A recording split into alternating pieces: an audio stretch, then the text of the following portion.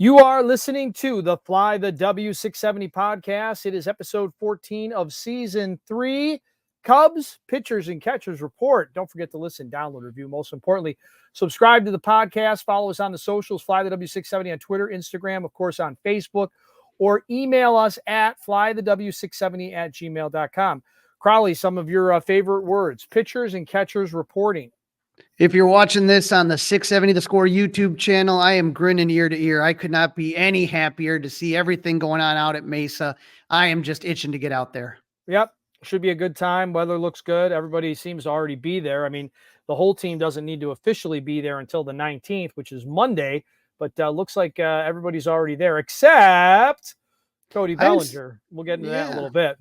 Yeah, you know, it's interesting. Pitchers got to show up before the position players. They need a little bit more time to ramp up the arms, and catchers are there because they need, the pitchers need someone to throw to. Right. Yeah. Yeah. So as we talked on the last podcast, Dustin, in this big league camp, there's the 40-man roster and the 19 non-roster invitees. Out of the 59 players invited to big league camp, 33 of them are pitchers and 6 of them are catchers. And so only 13 out of pitchers out of the 4, out of the rest of them, out of the 33 are going to make it on that team, right? But if you've been listening careful to what Jed and other people have been, and Carter have been saying, it just takes so many innings now. It used to be, if you looked at 2016, and Jed brought this up, how they had, just basically like 5 starters that were able to throw like 130, 140 innings, 150 innings. I mean, that doesn't happen anymore. So you're going to have to try to find a way to make up for all those innings. And that's what we're doing right now. Absolutely. And they bullpen looks better on paper than it did at this time last year, but we're still looking for that 5th spot, right, in the starting rotation. The good news is they've got a handful of guys that could do the role. Right. So the 13 pitchers are going to break camp, and we know 4 starters for sure: Pendon, Justin Steele, Shota Imanaga, Jamison Tyone, and Kyle Hendricks. You got a couple veterans in Tyone and Hendricks. Steele's a younger guy, and Shota's in his first year in the league. But as you were saying, there's going to be a battle for that 5th spot. And Dustin, I kind of looked last year to see who made some starts. And I think probably guys that are most likely that are in camp right now and have a chance for that 5th starter spot, Drew Smyly is going to be one of them. Hayden Wesniewski, Jordan Wicks, Javier Assad, Caleb Killian, and Ben Brown. I think those are the guys that are going to be in the race for that 5th starter spot. Is there anyone that you think stands out more than the other? Well, I would say either Jordan Wicks or Javier Assad, but, does Shota, is he going to be able to start every 5th day? So are you going to have to take somebody like Hayden Wesniewski as an example, stretch him out, put him in Iowa, use up options in case Shota needs a couple of days of a breather, right?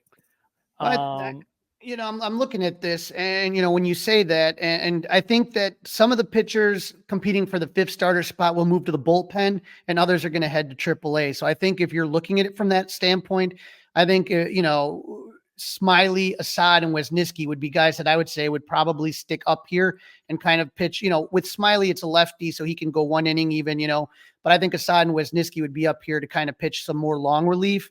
And I think when you talk about AAA, you got Jordan Wicks and Caleb Killian and Ben Brown. Brown hasn't even made it up yet. So I think those are guys that are most likely to head to AAA. Or maybe they're still going to buy somebody, Crawly, or maybe they're still going to trade for somebody. It's interesting that those are all options right there. And you mentioned the bullpen earlier, and I think we know who the locks are on that. I would say right now the locks are definitely Adbert Alzolay, Hector Neris, Julian Merriweather, and Mark Leiter. And so set him in stone. Yeah, 100%. And today we're going to go talk a little bit later about some of the comments that Jed, Carter, and Craig Counsell made.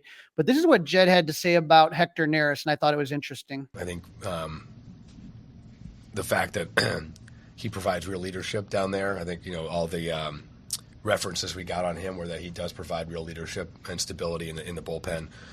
The fact that he's done it year after year, as you said, pitching for 7 months every year is really critical. I think our bullpen, I think those guys learned a lot last season.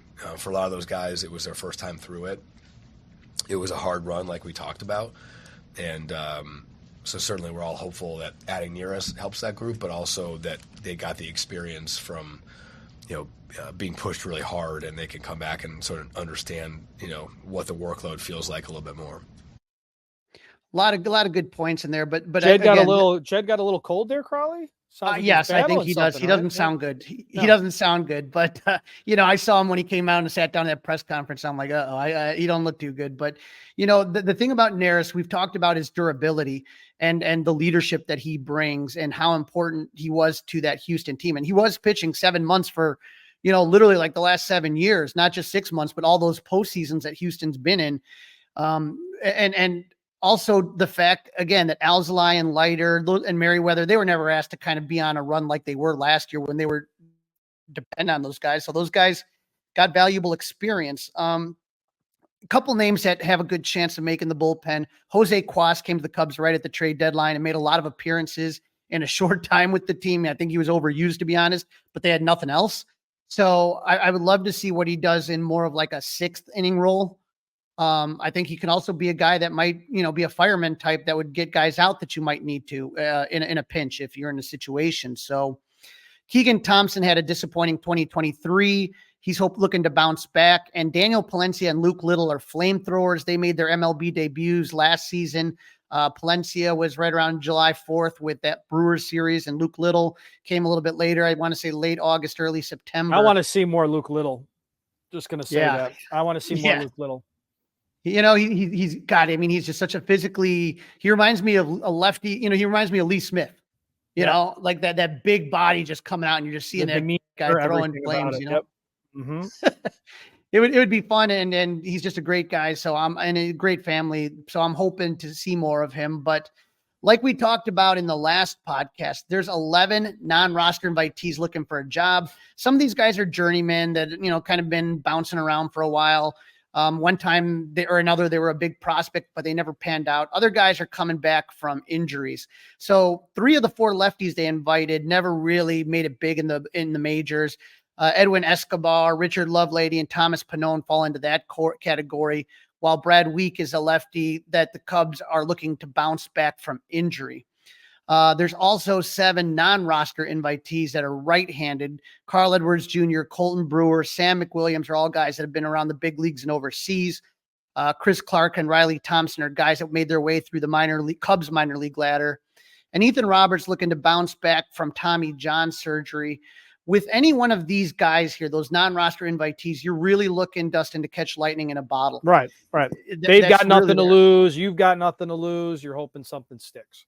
Right. You're not paying the big money that, say, like, Josh Hader got or something like that. It literally is costing you, pennies on the dollar. So, if one of those guys, if you can find a pitch, if somebody's healthy, if somebody comes back from overseas and is just there, and again, there's going to be guys that are going to be cycling through. And I think that's been really interesting when I've talked to a lot of people about Craig Counsell and when we talked last episode with Craig Goldstein from Baseball Prospectus, is just that idea of cycling through players. And if a guy's hot, ride the hot streak. But when he starts to fade out a little bit, you got to have somebody in to step in. And that's the hope with some of these guys, that they're going to be on that shuttle to Iowa. Yep. We'll have to wait and see. But these are not bad problems for the Cubs. They've got some other issues, but the pitching right now, I feel pretty darn good about. I also look at the catchers right here. They got 6 of those that reported to camp. And when you look at those catchers, we talked about this in the offseason. The question is going to really kind of come up. Yan Gomes and Miguel Amaya. What's the split going to look like? So last year, Yan Gomes caught way more than Miguel Amaya. Is it going to be more of a 50-50 split?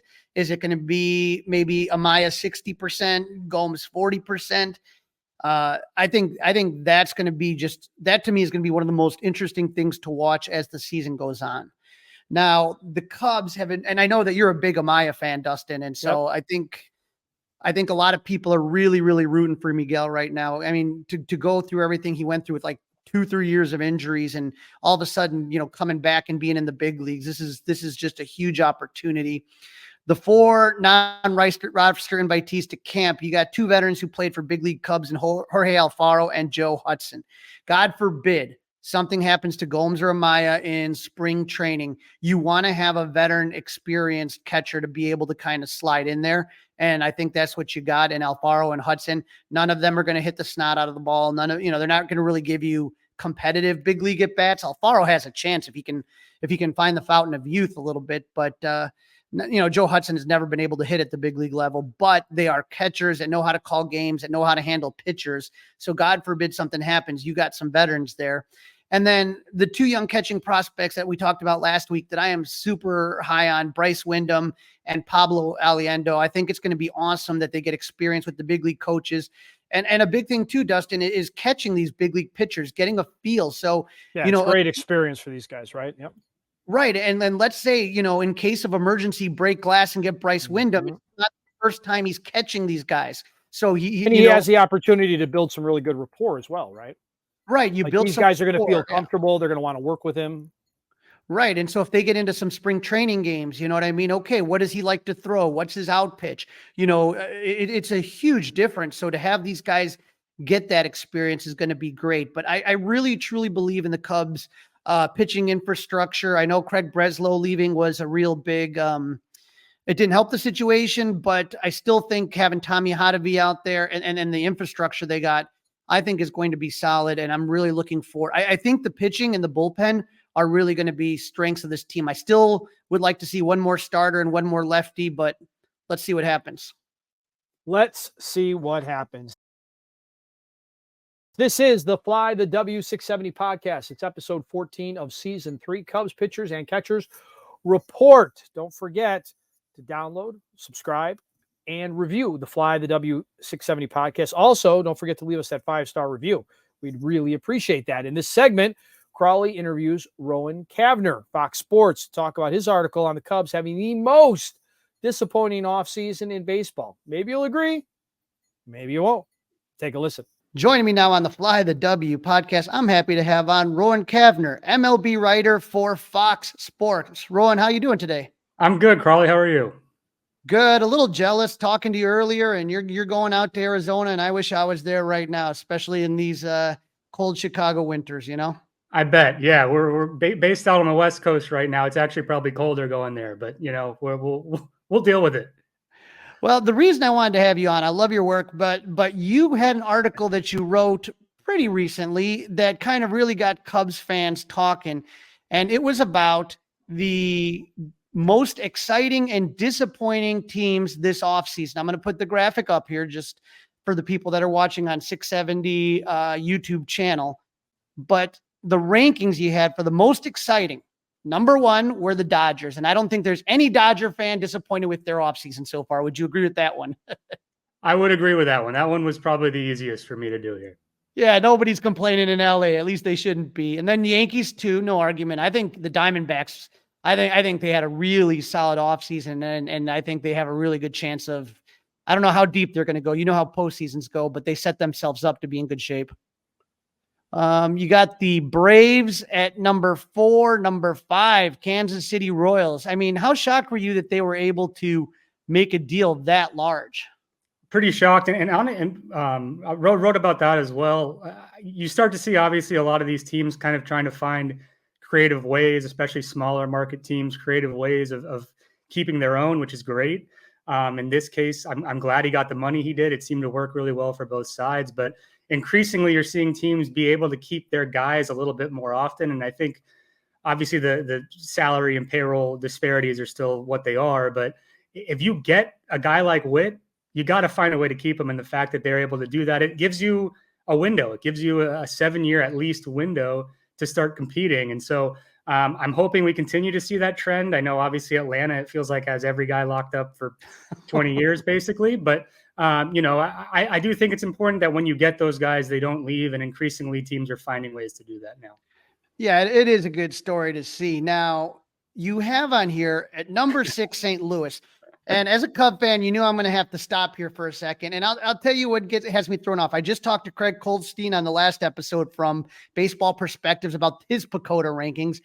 And it seems like to me, a lot of people really are up on the Cardinals, and I'm looking here, and help me out. I mean, yes, Sonny Gray. I'll give you Sonny Gray. That's a good guy, to have on you. But the rest of the things, talk to me about where you were going with the Cardinals. Now, I want to preface this by saying, so this story was published at the end of January. I know the graphic went up without necessarily some context on explanations here, and so it's not to me what were the best off seasons yet, what were the worst off seasons. There are teams that have done a whole lot less than the Cubs have done right now. You could pretty much look. I know we talked about the Royals, but the rest of the AL Central has done a whole lot of nothing. So there would be teams that would get a worse grade if this were simply grading the offseason. To me, exciting, disappointing is more based on expectation.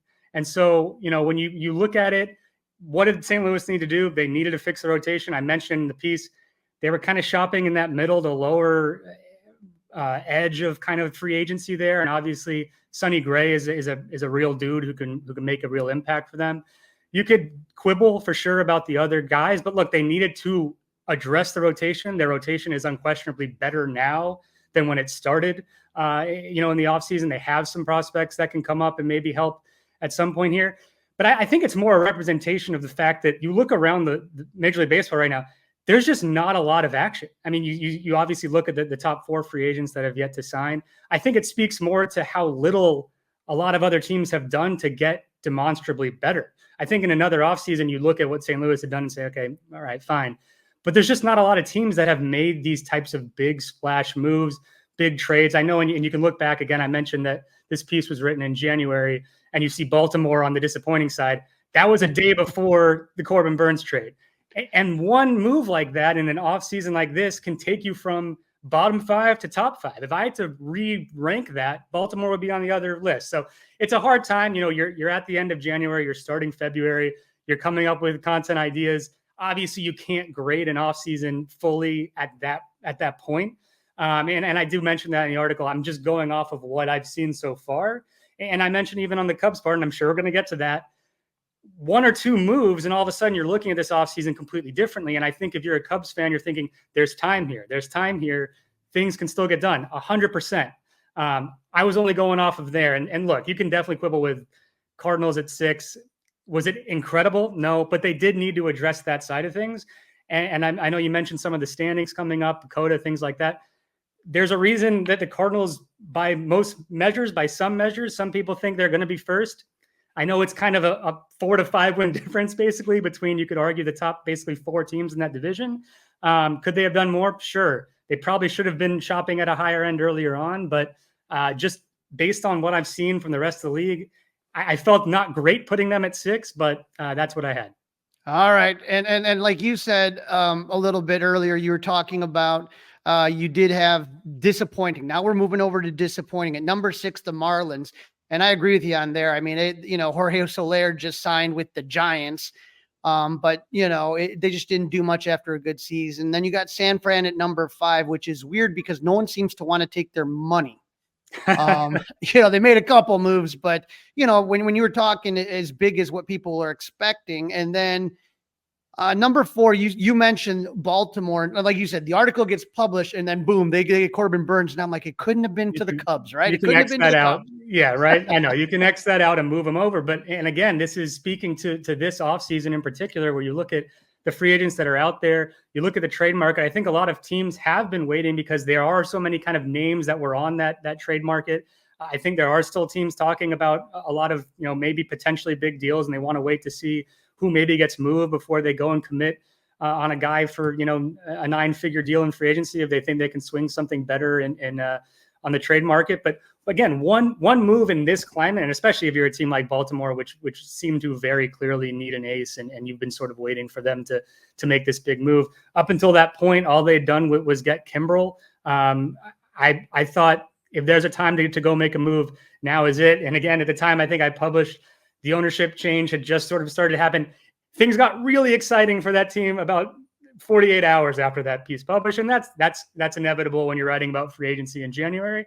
And again, we could have this talk 2 days from now, and maybe one of the free agents that we've kind of been throwing around here is a Cubs, is bound for the Cubs, and it's a different story. Now, from your lips to the baseball god's ears. But when you take a look at 3 and 2, It's interesting because even 3-2-1, when you talk about Red Sox at 3, Blue Jays at 2, and Cubs at 1, I think those were all teams whose fan bases were saying, okay, with the Red Sox, they've been down for a little bit. And when their brass says go full throttle and your full throttle is Tyler O'Neill and Lucas Giolito, I mean, that's not full throttle. No, yeah. I think you could 100% make the argument that they could be number 1 on this list, and there's no problem there. I think I'm just going based off recent off seasons and my actual belief on whether I can trust that ownership group is going to spend the money that it needs to do. And they say full throttle. We just haven't seen it yet, and in a while, to really make the moves that this team needs to get out of the basement. You could 100% put them at number 1. I would have no problem with that. They haven't done what they need to do to really be able to compete in that division. It's been super disappointing. It's been full throttle toward another mediocre season, I think, right now in Boston. And so, yeah, you could definitely make an argument that anyone in that top 3 group could go kind of 1, 2, 3. I look at Toronto, and to me, again, this is disappointing. What did I expect coming into this? You start having people reporting. I think if you're in Toronto, you're thinking, oh my gosh, we're getting Ohtani. and then you get what you got so far. And I don't think this offense has gotten better to a point that they can compete. There's a lot relying right now on Vlad and Bichette and Springer.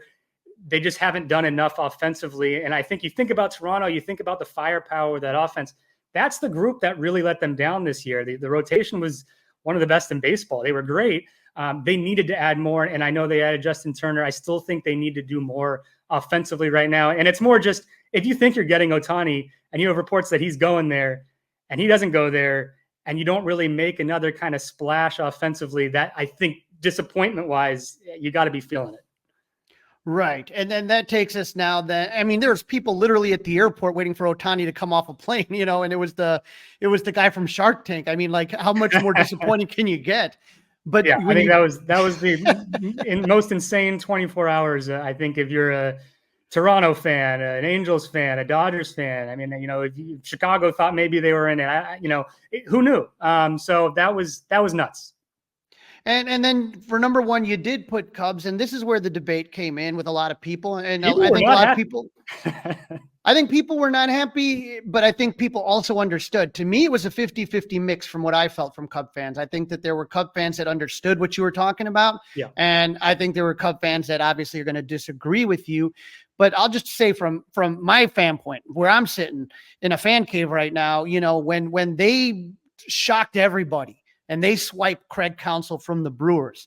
For a lot of people, it was very reminiscent of getting Joe Madden in 2015. And right after that, then they get John Lester, and all of a sudden you feel like, okay, now things are rolling. Sure. And that was, I guess, kind of the feeling. And then the other part of it was that the Cubs were in like every single rumor. Like it was the Cubs are in on Shohei Ohtani. The Cubs are in on Yamamoto. The Cubs are in on, pretty much, we made a little wish list at the beginning of the offseason, and it's getting smaller and smaller here. But, we were, thinking that, boy, the Cubs were in on all these guys. And, it was exciting. I was at the press conference interview with Shota Imanaga. So we'll see what happens. And you mentioned Michael Busch, but there's a lot of young guys on this team. So there's a lot of uncertainty. And I guess right now for the Cubs, I know 5 of the Athletics' top 25 free agents are still out there, and they're all Boris clients: Bellinger, Snell, Montgomery, Chapman, and Martinez. But I think for a lot of Cub fans, the thing they were looking for was a bat. Who's going to replace Cody Bellinger's offense? And that's yet to be decided still. Yeah, and you touched on all of it. I actually think that the council, you get a guy like that to go manage your team, and obviously he might be able to do a little bit more with less. That might buy you a couple wins alone, having a manager who kind of just knows the right buttons to push, especially late in games. But that almost made you feel a little bit more like, all right, this is it. And there is, I think a 3-year window when you look at the contracts on this team for the Cubs to really, they don't have to go all in on 2024. It's not necessarily, you have a little bit of time to kind of see what you got in some of these young guys. But you look at the last couple years and the contracts that have been signed here, and you think about kind of this push, and you get Dansby and you see Suzuki and Taillon and you get Counsell, and it sort of just feels like, all right, now we're kind of going. And then it's just sort of kind of crickets. And you mentioned Imanaga. I think that's exciting. He could be a really nice piece. But when you lose Stroman, when you lose Bellinger, I still think this offense, even with Bellinger, was maybe an impact bat away from really challenging, some of the top teams in the National League. So you lose a guy like that and you don't replace it. I think I look at the corner infield and think that you could get better there. So it just feels like, could this team compete to win a division? 100%. They're right there at the top. If you want to argue Cardinals, Brewers, whatever, I mean, even the Reds, totally understandable. They're right there. It just felt like this is a winnable division. And it felt like now was kind of the next step that they could kind of continue this pretty fast rebuild after a really exciting year. And there are a lot of reasons to be optimistic about that. So you're just waiting for that one move, and it just hasn't happened yet. And that's why I put them number one. Again, you want to put Boston one, totally understandable there. I get that. I still think this is a Cubs team that should be able to compete for a division. This is not who's the worst team in the NL Central. No, that's not what this is. I just feel like they're kind of going now, and that there's still a little piece away from really separating themselves. This is a division where there's a chance to really kind of claim that top spot, and no one's really done it. Yeah. And again, we'll see what happens. They do have a lot of young talent coming up, but when you see kind of some of the other big market teams, and again, the Dodgers, with just blowing money like that, it's just kind of like, I don't know, it feels like that the Cubs should have been more active, but like you said, we still, pitchers and catchers for the Cubs are reporting when we're recording this, they're reporting tomorrow. And then the full squad's going to be on Monday, the 19th. So, you get worried with some of these guys. Are they going to, for all how much time they're going to miss in spring training, how that might affect their performance in April and May? Sure. And I think you talk to hitters, especially, it's probably less of a detriment. And I think a lot of those guys would say, just give me a week and I'm ready to go. Obviously with pitchers and ramping up, that's a little bit different. I would still, if I had to guess right now, I would expect the Cubs to get one of those guys. I would think that they are going to get one of those guys. And obviously you look at those rankings and now that's all, you can throw that out the window. I would expect them to do that. I think it is a disappointment if they aren't able to do that. I think they could really use an impact bat, especially one who hits from the left side. I'm interested to see what Michael Busch does as someone who has covered the Dodgers for a while and has been based on the West Coast. We saw a little bit of him, but he was kind of just blocked in LA. You heard about his hitting ability, especially. So I'm excited to see what he could do with maybe a little bit of a runway here. I think everyone's excited to see what Cade Horton can do when he gets that chance, but you're just not sure. And the Cubs have seen guys come up, and it takes some time. Especially for hitters, it might take a year before you start to see a guy look comfortable again. I think everyone wants to see what PCA can do. Can he kind of be an impact guy? What he's going to do defensively. Can he offer that offensively? What's the ceiling there? So there's a lot of reasons to be excited. It's a great farm system. Make one more signing. Do something that you can just kind of say, all right, regardless of what these young guys do, you're not relying on them. It's just additive to a group that's already something you can feel really strong about. And you're going to be heading out to Arizona, and obviously there's going to be a lot of fun storylines. The spring breakout game, I am so excited. I'll be going to that one. Awesome. That's going to be fun. But I've been to Glendale. That's where the Dodgers play, and I can't even imagine how nuts that is right now. I got friends already down in Mesa. What are you going to be looking for when you get to Cubs camp? What are you going to? Hopefully, obviously, another signing. But what are some of the stories you're most interested in? Yeah, I think we chatted about that. I think that's probably I'm hoping by mid to late February that one of these guys has at least signed and is in a camp somewhere. I would expect that to hopefully be the case, but I guess who knows? And I mean, I think if you're a Cubs fan, obviously Imanaga, you've heard a lot of chatter about him. He's kind of the one guy that I think people's eyes are on. You don't know how he's going to perform necessarily, so all you can kind of go off of is sort of the eye test there. I think that's going to be something to look at. I'm excited to see what PCA can do. If this is the roster, that's obviously a huge opportunity for him to probably start the year with a big league club and maybe really have a chance to kind of break out there. But I think you turn your attention to some of the younger guys. Obviously, this farm system is pretty stacked, and they should have guys.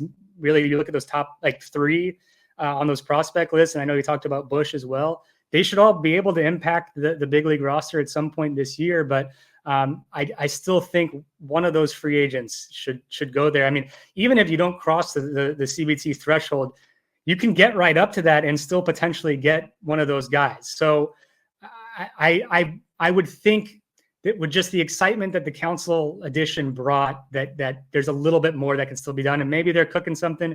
Maybe it is something on the trade market. Obviously there are a lot of pieces in that farm system that could potentially bring a big piece. And I think you look at what it cost for Burns, and obviously Baltimore was stacked. But I think if you're a team with a rich farm system and you say that's what it cost for Burns, we could do that. So maybe there's something there, but I would be shocked if this Cubs team right now is the same one that starts on opening day. All right. Thank you, Rowan. Where can our listeners find your work and find you on the socials? Yeah, you can go to foxsports.com and find my work there. Just at my name, at Rowan Kavner on Twitter. A lot of you have came to know me after that article published, but I do encourage you to actually read the article, even beyond the graphic. And I try to explain, look, this may be where it is right now, but one or two moves can completely change the outlook of a team's offseason. I think the Amanaga signing is great. I still think they could do one more thing. I was expecting a little bit more. Thank you so much, Rowan, and we'll talk to you later. Thanks for having me. This is the Fly the W670 podcast, Cub Pitchers and Catchers Report. It's season 3. It's episode number 14. Don't forget to leave us those 5-star reviews. Don't forget to listen, download, and subscribe to our Fly the W670 podcast. All right, Crawly. So pitchers and catchers are reporting. President of Baseball Ops, Jed Hoyer, GM Carter Hawkins, and new skipper, yes, we said skipper, Craig Counsell, sat down on Wednesday afternoon and took questions from the media. You've got a couple of highlights we want to share with the group. Yeah, it was really funny because, as you said, Jed obviously under the weather, and you're going to hear it in his voice there. Dustin, I think when we were at CubsCon roughly a month ago, one of the things that we were excited about is people asked Jed, hey, what's going on this offseason? And he said, well, we're about in the 4th, 5th inning. Mm-hmm. We all kind of turned our head and said, oh, okay, 4th, 5th. Well, okay, plenty going on. He was asked that same question today. Where are we? I think the closer's definitely warming up at this point, There's a lot of good free agents out there. Certainly it's been a really late evolving offseason. And so, every day we're in contact with different free agents, and we may well, add one or more players to the roster. But at this point, as we sit down and think about it, it is February 14th. It is day 1 of spring training, and we're trying to focus on the guys that are here. Pitchers and the closer's warming up. This is about over here, Dustin, right? Yeah, I think he's speaking to somebody very directly, and his name is Scott Boras. Well, you mentioned Scott Boras, and here's what I'm going to tell you, Dustin. They were taking a look when we looked at our list and all this stuff here, our tiered list and all that in the off season. We looked at The Athletic. They had 25 top 40, whatever, free agents. And out of the top 25, Dustin, only 5 are left, and all 5 of them share the same agent, Scott Boras. So that's Cody Bellinger, that's Jordan Montgomery, that's Blake Snell, JD Martinez is one, and I'm forgetting, and Cody Bellinger. And so those are the 5 that are left on the board of the top 25, and they are all Boras's clients. So again, I do think that the message is interesting. Very interesting. Yep. It's I don't think the Cubs are budging on this, Dustin. I think they've made their position clear. And so the ball's in the hands, I think right now, I think it's really in the hands of the player, even more than Scott Boras. Is there going to be a player that says, look, I'm tired of waiting. I just want to be on a team. And again, remember the agent works for the player, not the other way around.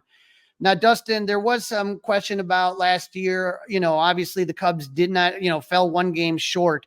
And so Jed was asked about that, and there's something in his answer that kind of interested me here. Yeah, I think there's a lot of positives from last year. We were 10 games under, and to fight to get to 12 games over, I thought was super impressive. And I think that says a lot about the character of the team, of the coaches. I do feel like that sprint took a toll.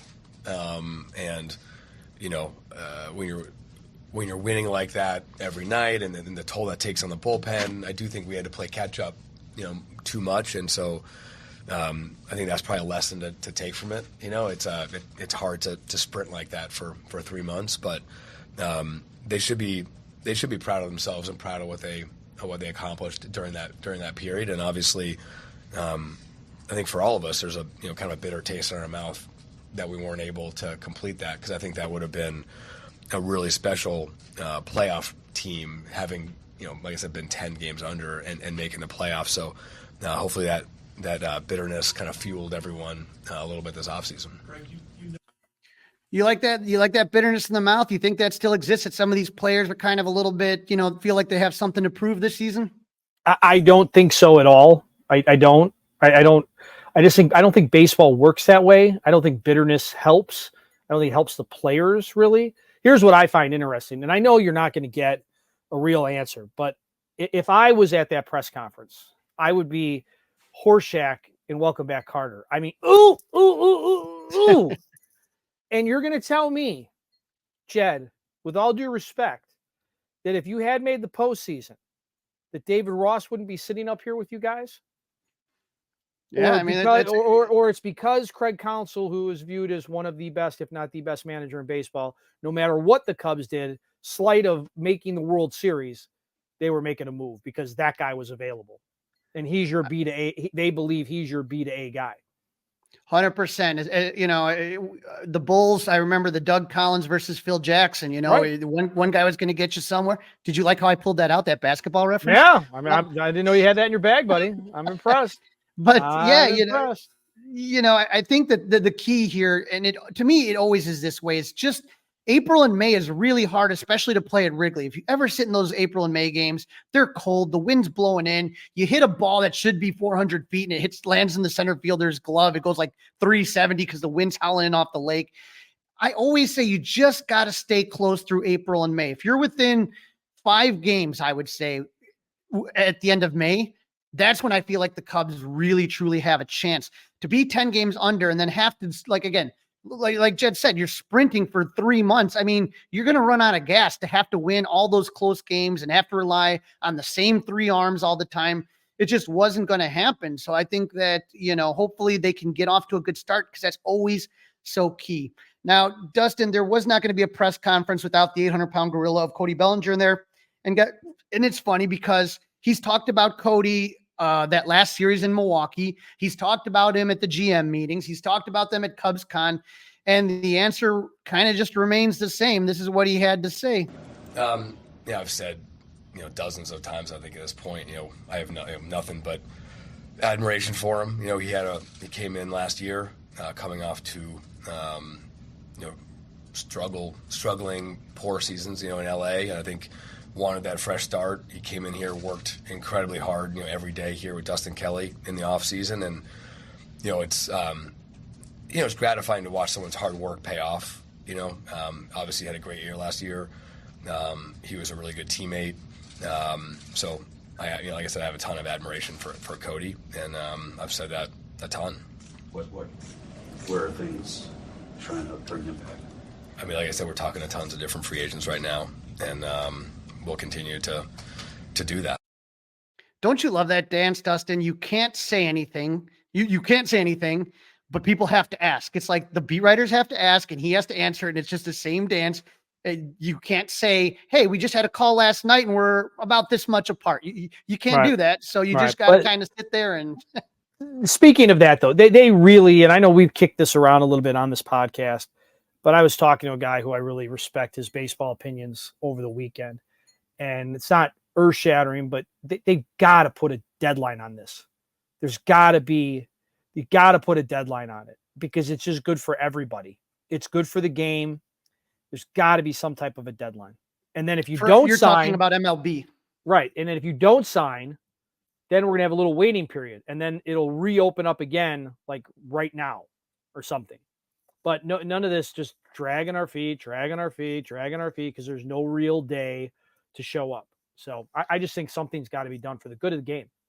Yeah, Jed mentioned that in CubsCon, and he said, hey, that's why you saw them sign Shota Imanaga, is because there was a deadline. Otherwise, he'd have to go back to Japan for the next year. So a deadline works. It's, again, how you're going to, that would be something for the next collective bargaining agreement. And one thing that's been talked about is, okay, if you don't sign by, let's say, January 15th, you can only sign a 1-year deal for the next year or something to do something, or maybe, like you said, reopen it up later. But yeah, this was it hasn't been that fun this off season. And so, the one thing sometimes, Dustin, though, we've talked about this before, when you listen to press conferences, is there like a theme you hear running through it? And I want our listeners to kind of understand here is that it seems to me like the one thing I kept hearing over and over again was talk about the young guys and young guys having to take the next step. And so here's what Jed had to say about that. Yeah, I don't want to single guys out because I'll wind up forgetting someone that's really important, but we have a lot of guys that sort of haven't yet made that step to be, established big leaguers. Like I'll add Nico to that group, like with Steele. Like he's kind of made that step now where I think you kind of have a sense of what to expect from him. I think we have a number of guys that are trying to make that jump, and I think that's like I said, that's the fun part of this, is watching those guys do that, because that's how, in my experience, the way teams overachieve and the way teams have special seasons is by having guys, do things they weren't projected to do. And, I think that we have a number of guys in this camp that I think have the chance to exceed expectations, make that step. And I think that's how you end up, you stacking those players on top of each other. That's how you end up having a special season. I agree with him. You do need guys to outperform, especially young guys. When you think about 84, that was the year that Sandberg really broke out. Or when you think about 89, that was when you had Jerome Walton and Dwight Smith. All of a sudden, guys kind of come out there and make a name for themselves. But I just wonder how much, the fact that they believe in a lot of these young guys is preventing them from, say, getting Michael Busch. Okay, we don't need Rhys Hoskins, those type of things. We have PCA. Do we really need Cody Bellinger? I wonder how much that has an impact. And I wonder if they're waiting to see which of these guys step up, because the 2025 free agent class looks so much stronger than the 2024 free agent class. All right, we'll have to wait and see, right? Right. Now, Jed was asked if right now what you're seeing today, and I heard you on Mully and the Hall this morning talk about, who was playing third on Sunday and stuff. Right. He was asked, is this who's team getting complete? the ball in the ninth? Who's getting the ball in the ninth? Who's DH and who's playing third base on Sunday? Right. And so the question was asked up, is this team complete? I don't think we're ever going to feel complete. In my 20 plus years, I've never gotten to a place where it felt like you just kind of turn it over to the manager and went and played golf. And that's not how this thing works. I think that we're always going to be looking for upgrades, both now and all season long. And that's our job. I'm excited about where we are as an organization. I think that we have a lot of good young veteran players on the team. I think we have a ton of young talent, and I'm probably more excited for the spring than most springs, just because we have so much young talent in camp. And that's what's really, fun in this job, is watching those guys play, watching those guys develop. Young players, young talent, that's where the game is right now. That's the currency of baseball. And, that's the part of the organization that gives me the most confidence. And I'm excited to watch those guys every day this spring. All right, Dustin, there it was again, young players and the currency of baseball. And it is true. There are, if you look around the league, a lot of these teams have a lot of young players that are becoming superstars at 22, 23, 24. Like I said, to me, when I hear that, I wonder if the Cubs are content not spending big on a couple of these big guys that are still out there. Yep. Let's hope not. I just really, I can't imagine this offense clicking without another addition. Doesn't have to be Bellinger, but another addition. Now, Dustin, the one thing is Carter Hawkins didn't talk much, but he did talk when they were bringing up Shota Imanaga, and I thought it was pretty good. I think we're definitely all struck by just how outgoing he's been.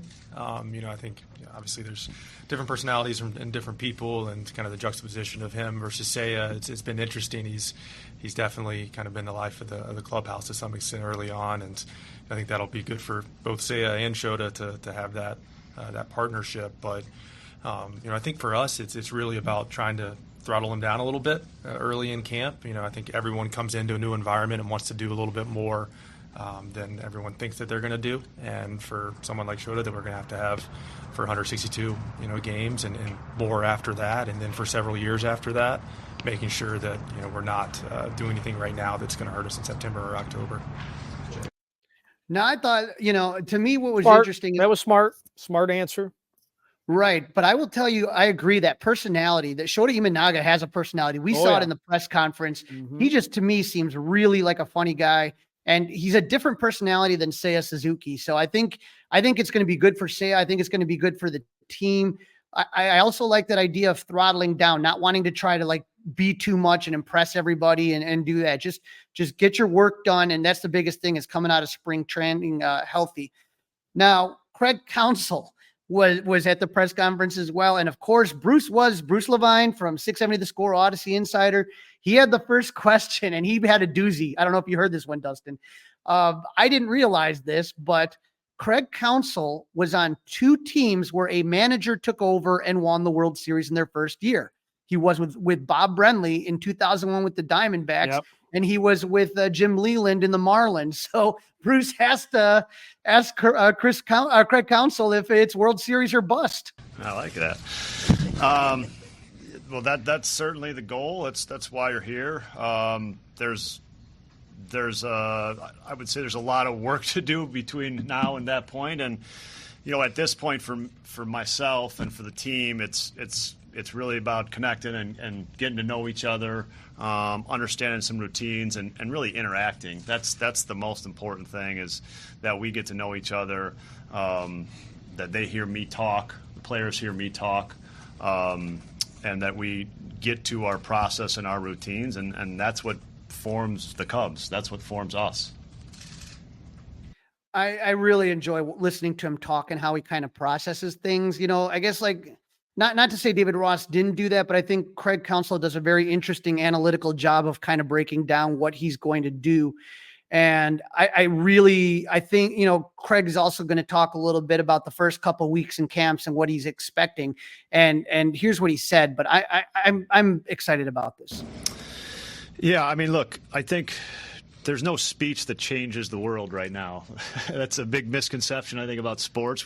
They make movies about it, but it's really about us connecting as a group. That's what our job is right now.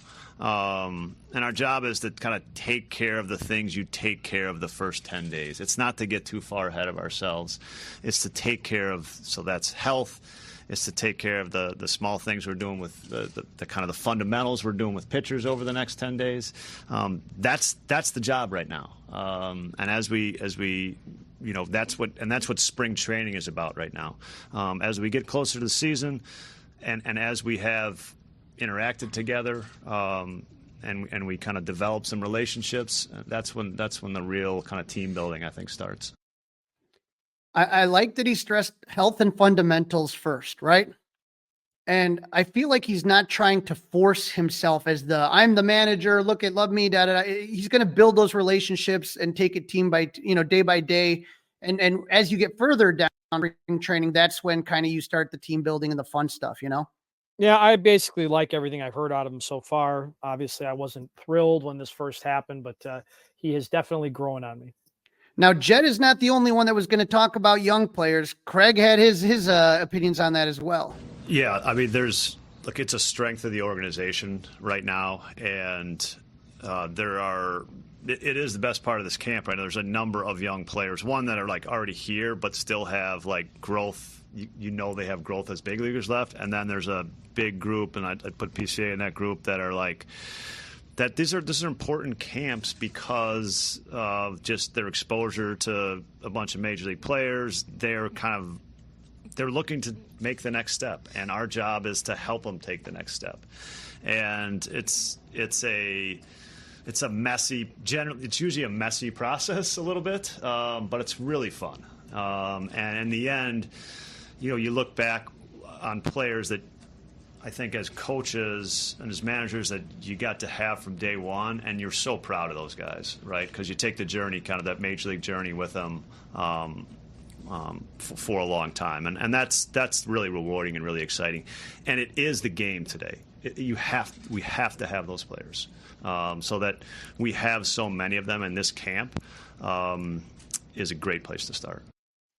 Dustin, I think about like the last segment with Rowan Kavner, the interview, and everybody, I think myself included, when the Cubs got Craig Counsell, the big thing was, oh, this is just like Joe Madden, and now we're going to get the free agents. They're ready to spend. And I'm just wondering now, the more I hear what these guys have to say, if it's the other direction, is that the idea was bring Craig Counsell here to get the most out of young players because that's what he's able to do. And maybe it's not to spend a bunch of money on free agents. Thoughts? Yeah, I agree. It's kind of a mixed bag. I think Jed and Carter believe that with last year's roster, Craig Counsell managing, the Cubs are playing in October. But this roster is different, especially on the offensive side of things. Not the same. So, young guys are great, but they still have to prove it, right? You're a prospect until you prove it on the field. I'm not against them. I'm not against them playing the young guys, but this is the Chicago Cubs. This isn't Pittsburgh. This isn't Milwaukee, and it's definitely not Cincinnati. So come on. I would say, the one thing that interested me in the last interview, in the last episode with Craig Goldstein, is that we talked about how, no matter what the projections are, it always seemed like Craig Counsell exceeded. If they said, okay, the Brewers are going to win 81 games, they'd win 87. Okay, Right. We think the Brewers are going to win 79 games, they'd win like 88. And it's like, what is that guy doing? And I think Jed was thinking the same thing. Yep. The last clip that we got has to do with Craig Counsell. And again, the idea of knowing the players, but from a different perspective on the opposite side of the diamond. It cuts both ways, really. It's like they've seen me, and I've seen them a lot, too. So there's, I was just talking to Justin Steele about not understanding how we couldn't score against you. Like the Brewers couldn't score against you. And I like that he's got the facial hair back because then he was clean cut for his wedding. And I didn't like that really.